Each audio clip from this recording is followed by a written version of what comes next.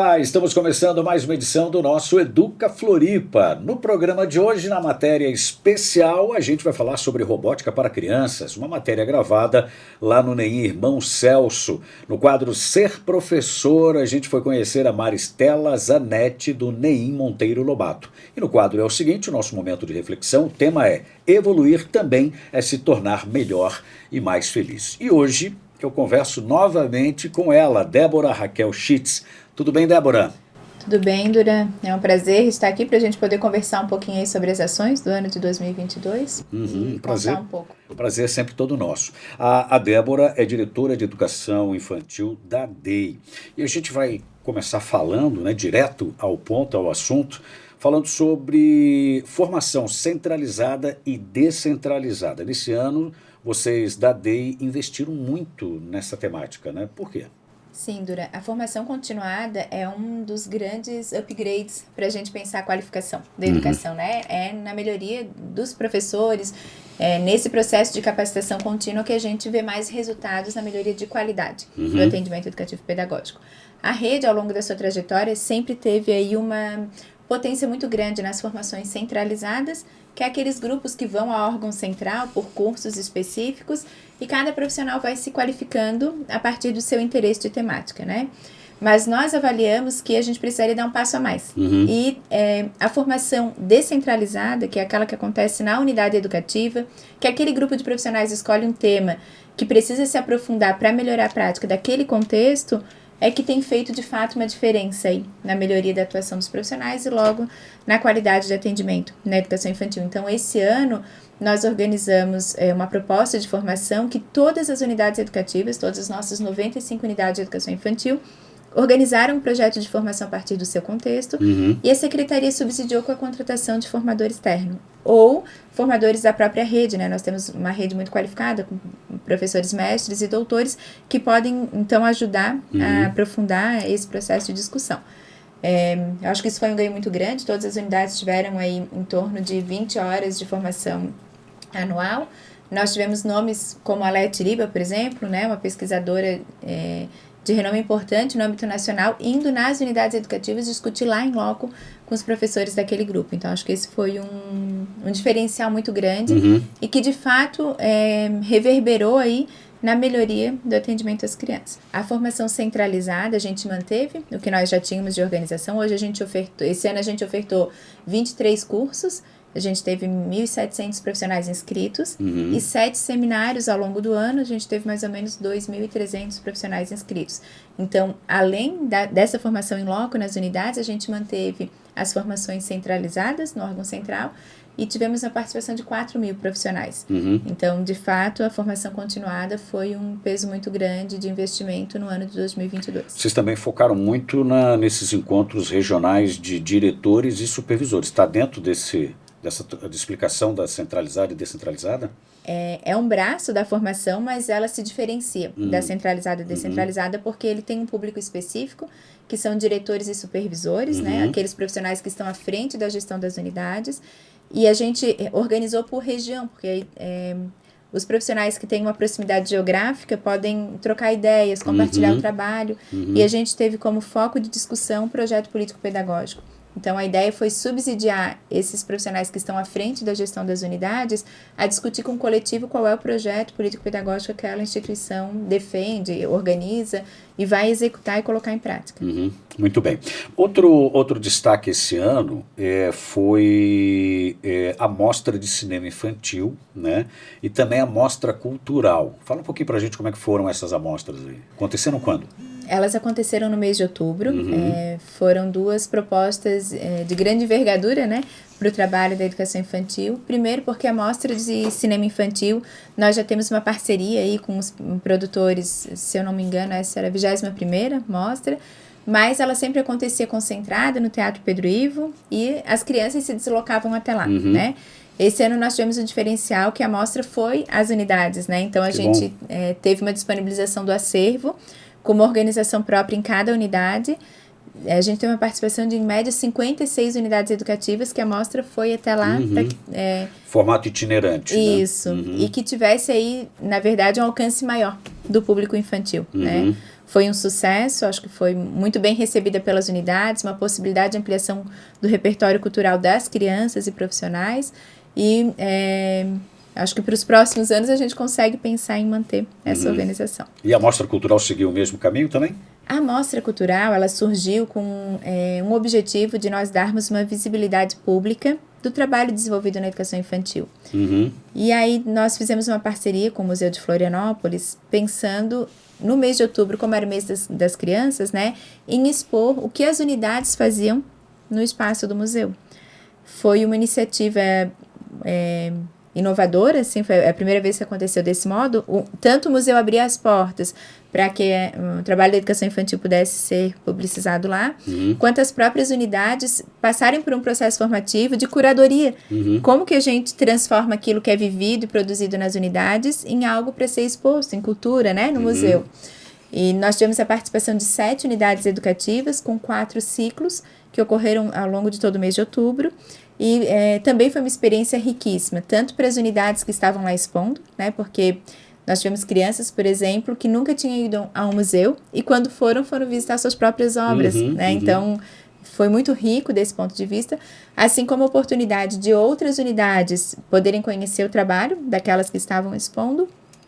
E nós nos surpreendemos com o alcance, porque a gente teve visitantes de outros países do mundo, né? A gente teve Vieram visitantes, conferir também. Sim, dos Estados Unidos, da Espanha, da Venezuela, se eu não me engano. Então, o alcance que a mostra acabou ganhando foi muito para muito além das nossas expectativas. Bom, a educação infantil, a educação em Florianópolis, ela tem sido um case, né, para muita gente, e a gente tem recebido com uma certa frequência esses profissionais aqui para ver como é que a gente faz. É isso que acontece na prática? Isso, na verdade, a proposta era a gente dar essa visibilidade pública, né? Porque, por vezes, é muito rico o que é vivenciado nos núcleos de educação infantil com as crianças e fica restrito àquele espaço, né? E a gente pensou como a gente rompe os muros, como a sociedade consegue ter acesso a isso que é vivido e também para valorizar, né, esse lugar que é a educação da infância. Isso acaba chegando a outras fronteiras também, né? Bom, a gente vai dar uma pausinha agora, que eu quero chamar a nossa matéria especial, mas na volta eu quero falar com você sobre esse projeto, ainda na nossa retrospectiva 2022, esse projeto piloto sobre avaliação de contexto. Já já a gente volta para falar sobre isso. Bom, cada geração reúne um conjunto de características que a define. A geração mais recente é a Alfa e abrange os nascidos depois de 2010. E um dos principais pontos é a habilidade com a tecnologia. Nesse sentido, os professores precisam se reinventar e começar desde cedo a estimular as crianças. Se antes as gerações eram divididas por acontecimentos sociais ou históricos, hoje elas são praticamente delimitadas pelo uso das tecnologias. Quem nasceu nos anos 80 até foi se familiarizando aos poucos, no meio do caminho, com as novidades que iam surgindo. Mas foi a geração Z, os nascidos entre 1997 e 2009, que já chegaram com a internet a todo vapor, quase junto com o surgimento dos smartphones. Agora, quem nasceu depois de 2010 já faz parte da geração Alfa, uma galerinha que mais parece já ter nascido adaptada ao mundo digital e que se relaciona naturalmente com a tecnologia. Um grupo em pleno desenvolvimento e que exige novos métodos de ensino, com estímulos educativos que devem vir desde cedo, como essa proposta de levar robótica para crianças do Núcleo de Educação Infantil Irmão Celso, em Florianópolis. Quando eu recebi o convite, eu publico muitas coisas nas redes sociais da escola, divulgação dos materiais de robótica, né? Então eu dou aula para os anos iniciais do 3º ao 5º ano.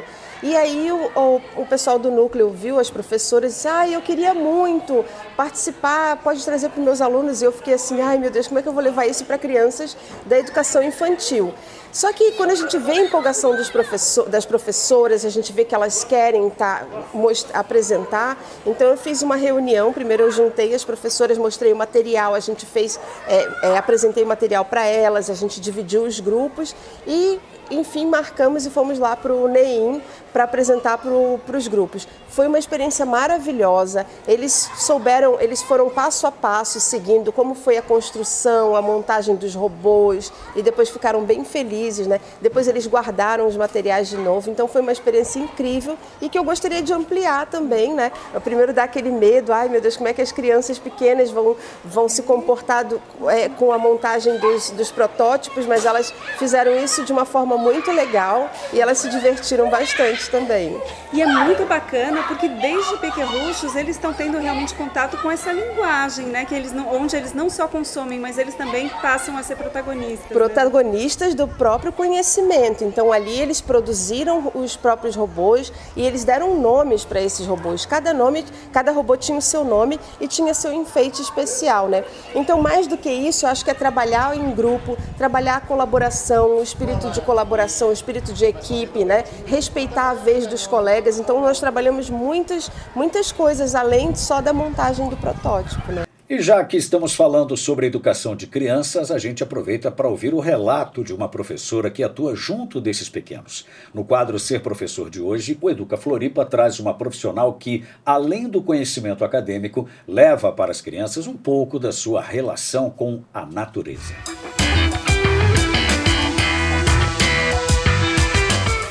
Eu não sou natural de Florianópolis, eu sou nascida numa cidade próxima de Chapecó e eu me lembro muito da minha infância que a gente brincava muito com folhas, com galhos, com terra, com lama, a gente tomava banho de riacho, a gente fazia comidinhas com as panelinhas, a gente brincava de supermercadinho com as embalagens dos produtos que acabavam em casa.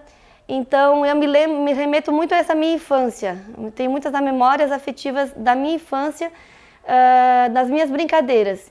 E eu, depois que eu vim para a educação infantil, eu passei a inserir essas brincadeiras no meu contexto da educação infantil. E eu acho que é muito significativo para as crianças, porque é diferente. No meu trabalho pedagógico, eu passei de um tempo para cá, que comecei a estudar e tal, eu passei a adotar uma citação de Rita Mendonça, num livro chamado Atividades em Áreas Naturais, porque ela fala isso, que o encantamento é fundamental para formar as bases de qualquer conhecimento e que sem encantamento o conhecimento não nos afeta de verdade. Então, eu passei a adotar essa frase porque a gente precisa encantar as crianças. E aí o que eu fiz? Eu no meu planejamento, no meu trabalho pedagógico, eu não procuro envolver isso apenas nas relações com a natureza, que fazem parte dos núcleos de ação pedagógica, das diretrizes da Prefeitura Municipal de Florianópolis, mas não apenas as relações com a natureza, e sim adaptar essa frase, essa citação para todas as outras propostas que a gente desenvolve no dia a dia.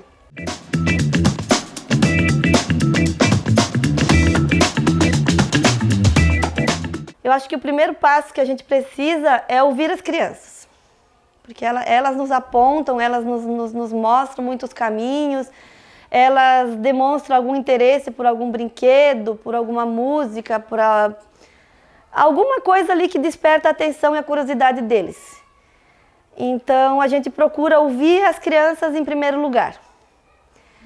Depois, a gente, eles se interessaram por tal história, ou tal brinquedo, ou tal música, a gente procura trazer isso para o grupo. E outra estratégia que eu utilizo é não planejar atividades aleatórias. Hoje eu vou contar uma história de alguma coisa, no outro dia eu já conto outra história de outra coisa. Não, eu procuro trabalhar num contexto significativo, assim, uma sequência, sabe? A gente começou dessa forma, aí surgiram outras possibilidades, a gente vai transformando e assim vai. Eu não gosto de trabalhar atividades estanques, e sim dentro de um contexto. Antigamente a gente trabalhava em projetos, a gente trabalhava os projetos dentro da unidade. Atualmente, a gente não tem trabalhado projetos, a gente tem trabalhado os núcleos de ação pedagógica. Mas mesmo assim, na minha avaliação, eu acho que a gente consegue encaixar e trabalhar essas diferentes linguagens.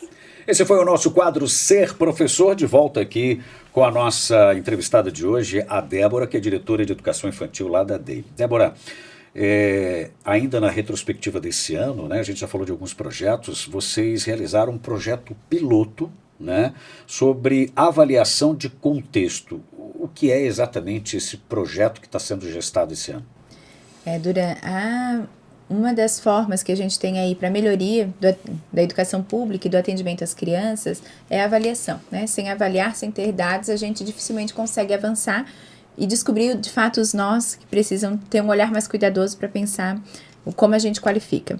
A avaliação de contexto surge na rede com esse olhar, né? É um processo a gente elaborou um instrumento próprio a partir dos documentos orientadores e currículo, pensando qual é a prática de excelência, qual é a prática de qualidade que nós esperamos, né? E com uma metodologia que considera a utilização desse instrumento, né, de avaliar e olhar para a unidade educativa, tanto por um olhar externo, como observador externo, quanto pelo olhar da própria unidade, que é os profissionais, a partir desse instrumento que orienta a avaliação, olhar para a sua prática e ver onde ele precisa ainda avançar, né? Então, nós viemos aí ao longo dos últimos 5 anos na elaboração do documento, desse instrumento que vai orientar a avaliação, e esse ano a gente fez a implementação um projeto piloto aí, né, da própria metodologia em 5 unidades educativas, uma de cada região da rede. A gente vai findar esse processo agora, porque ele envolve um conjunto de ações, né, desde que os profissionais daquela unidade conheçam o instrumento, discutam e debatam sobre ele, a observação, que é esse processo de olhar para a prática a partir do instrumento, preenchendo, ele vai gerar uma pontuação, né? E aí depois há um movimento de restituição, em que o observador externo e o interno, né, que é o profissional que está ali, debatem sobre os resultados, chegam a consensos para aí finalizar o processo de avaliação e pensar um plano de melhorias. A partir daqueles tópicos ou pontos em que há uma pontuação mais baixa, aonde a unidade vai provocar mudanças para ter uma melhoria da qualidade. Esse é um ganho muito grande para o campo da educação infantil, porque nós não temos no Brasil ainda um instrumento próprio de avaliação da educação infantil. A educação infantil se inseriu no sistema de avaliação básica, da educação básica esse ano, e nós temos também um processo de elaboração de uma escala, que é a EBAP, que tem acontecido simultaneamente ao processo de Floripa, mas Florianópolis acaba sendo pioneira nesse lugar de pensar um instrumento próprio que considere a realidade da educação infantil no contexto da avaliação e que, para além disso, consiga abarcar uma metodologia que é de dentro e de fora, né? De pessoas externas à unidade para avaliar, mas também pessoas internas que vão dialogar para chegar a consenso sobre essa avaliação. Mais um case de sucesso, né? Isso. Com certeza. Bom, e aí, para 2023, a ideia é implementar em toda a rede, né? Isso. O propósito do piloto era validar um instrumento, né? Ele foi elaborado por nós mesmos. E nós temos uma projeção de conseguir vivenciar esse processo em todas as unidades nos 2 próximos anos. Como a gente depende de um observador externo, né? A gente vai ter uma equipe de 10 pessoas, mais ou menos, para fazer esse processo. Então, a ideia é que tenham 48 unidades em 2023 e 48 em 2024. Falando sobre case de sucesso, nós temos mais um aqui na rede, que são um grupo de psicólogos, né? Hoje nós temos 10 psicólogos que atendem exclusivamente a Secretaria de Educação, né? Como é que está sendo, como é que foi a atuação desses psicólogos, né? E como que a gente pode pontuar aí, né? Dar uma nota para eles esse ano de 2022? Esse também é um diferencial da rede municipal, da rede de Florianópolis, né, Duran? Porque a inserção de profissionais multidisciplinares, né? A gente teve psicólogos e assistentes sociais.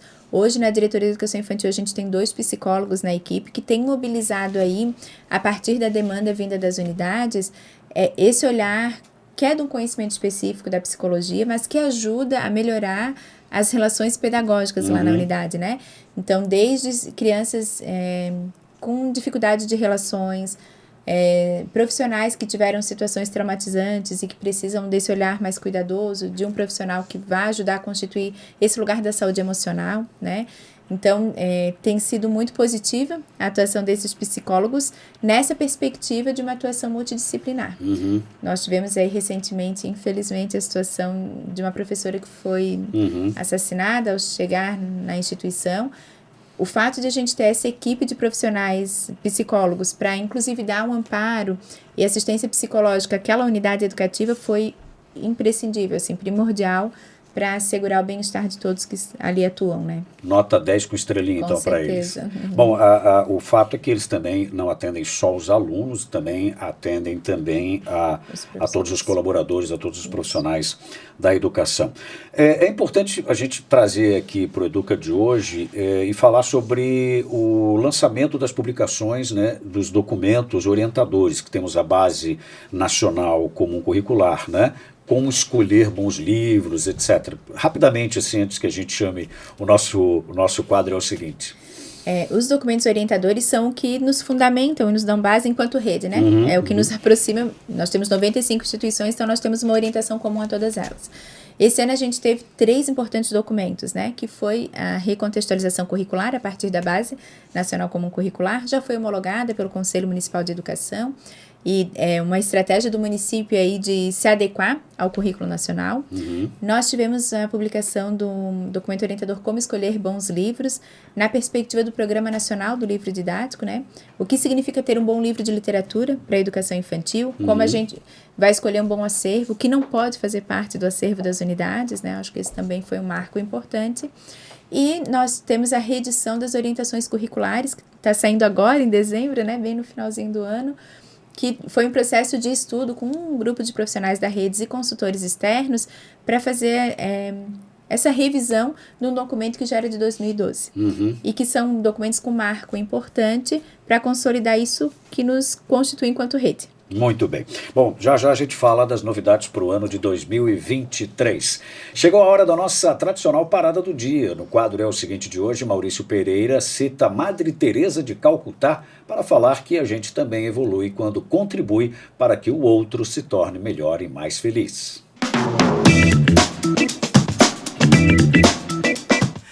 É o seguinte, precisamos agigantar as pessoas. É isso mesmo. As pessoas que nos rodeiam, as pessoas que convivem com a gente, elas precisam se sentir bem com a nossa presença. Elas precisam entender que nós estamos aqui na presença dele para fazer com que ele se torne melhor, mais feliz, né? A tal da empatia que muitos falam. Madre Teresa de Calcutá tem 2 frases que se encaixam nesse contexto. Uma delas diz assim: não devemos permitir que alguém saia da nossa presença sem se sentir melhor e mais feliz. Olha que palavra linda!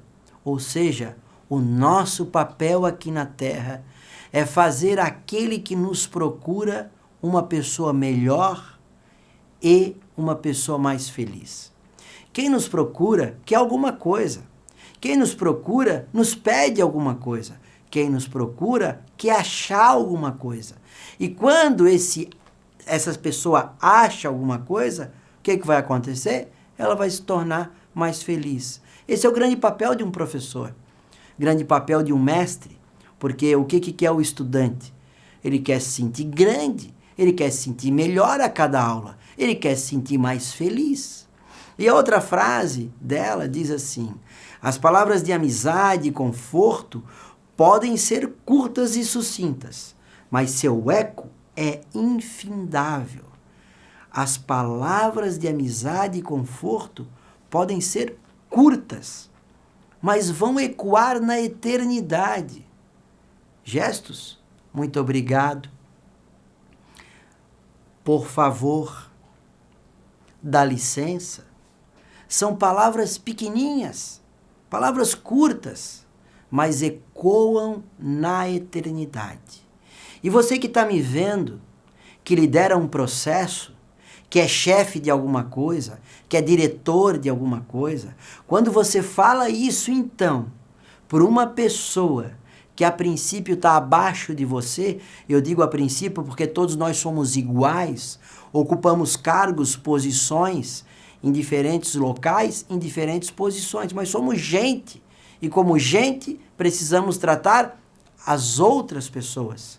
Mas quando alguém lidera um processo e ele diz muito obrigado, ele faz o gesto, essa pessoa se agigantou. Quem fez o gesto? Com certeza. Mas aquele que recebeu o muito obrigado, que muitas vezes estava esperando esse muito obrigado há anos, e o cara nunca disse muito obrigado, porque quem sabe aquilo era a sua responsabilidade. Eu nunca agradeci, ele não faz mais que a obrigação. Ah, calma lá, né? Claro, não é mais que obrigação, entre aspas, está sendo pago para isso. Mas o gesto, pessoal, principalmente quem está acima, é fundamental. Dá uma liga extraordinária. O cidadão se torna melhor e mais feliz. Grande Madre Teresa de Calcutá. As duas frases são frases que nós não podemos esquecer, porque essa frase nos torna melhor e mais feliz. Óbvio, imagina quem recebe o gesto. É o seguinte, a educação transforma. Um grande abraço e um beijo no coração. Esse foi o nosso momento de reflexão com o tema Evoluir também é se tornar melhor e mais feliz. Estamos chegando aqui no finalzinho já do Educa Floripa. A gente quer saber das novidades para 2023 lá da DEI. Esse ano vocês focaram no NEIM do Futuro e creches inovadoras. A ideia é continuar focado para o ano de 2023 nesses dois projetos ou junto tem mais alguma novidade vindo aí?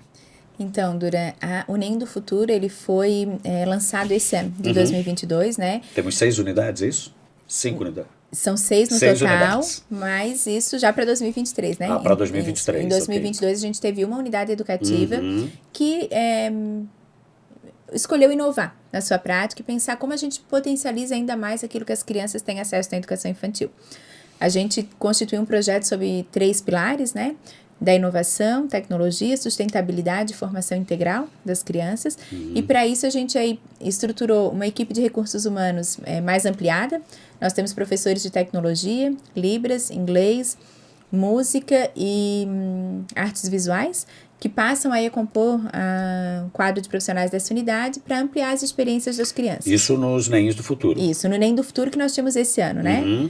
Com a avaliação do quanto foi positivo, né, esse processo e do quanto isso contribuiu aí para uma formação integral das crianças em diferentes aspectos, nós optamos por ampliar esse projeto para 2023, com exceção de 5 novas unidades das diferentes regiões do município, né? A gente tem do continente, norte, leste, sul e centro. Na região central, a gente vai ter 2 unidades com essa configuração, NEM do Futuro, Morro do Horácio e Professor Sérgio Grando. E a ideia é que, como deu muito certo, né, potencializou muito aí a formação das crianças, a gente, então, em 2023, tenha 6 unidades educativas com essa organização. Muito bem. Isso toda essa tecnologia, todas essas novidades também acompanham as creches inovadoras? As creches inovadoras, elas não vão ter o mesmo perfil do NEM do Futuro, porque esse é um projeto específico, mas ele está nesse guarda-chuva de inovação da prática, né? Então, as unidades educativas que quiseram ousar na sua organização, propor algo diferente, elas estruturaram um projeto e a Secretaria entrou com a contrapartida de subsidiar a execução do projeto, né? No ano de 2022, nós tivemos o NEM Doralice Teodora Bastos com o projeto dos territórios brincantes, e aí um profissional para coordenar todo esse processo e a inserção de professor de música. Nós tivemos o NEM Jardim Atlântico com o projeto dos brinquedos não estruturados, né? Brincar com o que não é brinquedo. O NEM Monsenhor com um projeto que estruturou os espaços externos com ênfase na brincadeira, considerando aí a brincadeira como eixo do trabalho educativo pedagógico. E tivemos a inserção de professor de Libras em outras 2 unidades, que foi o NEM Professora Maria Barreiros e NEM Gentil Matias. Então, em 2022, a gente teve 5 unidades que tiveram aí essa iniciativa de propor um projeto. E para 2023, a gente tem ampliação para mais 5 unidades. Então, a gente vai ter 10 unidades que Não há um projeto padrão, né? A partir do contexto da unidade educativa, e da sua realidade e da necessidade de inovar, que a gente tem buscado então incentiva esse estímulo e a parceria da secretaria também subsidiando essas práticas que elas vêm propondo. Muito bem. Débora Raquel Schitz, né? Isso. Chegamos ao final do nosso programa, infelizmente. Foi um prazer te ter aqui novamente, né? Falando aí do como foi o ano de 2022 e falando um pouquinho para a gente também o que será os desafios para 2023. Muito obrigado pelo teu tempo e pela entrevista também. Eu que agradeço, Duran, e obrigado pela oportunidade de contar um pouquinho aí da educação do município de Florianópolis no quadro Educa Floripa. Muito bem. Obrigada. Bom, Educa Floripa fica por aqui. Nos vemos no próximo programa. Um grande abraço. Tchau, pessoal.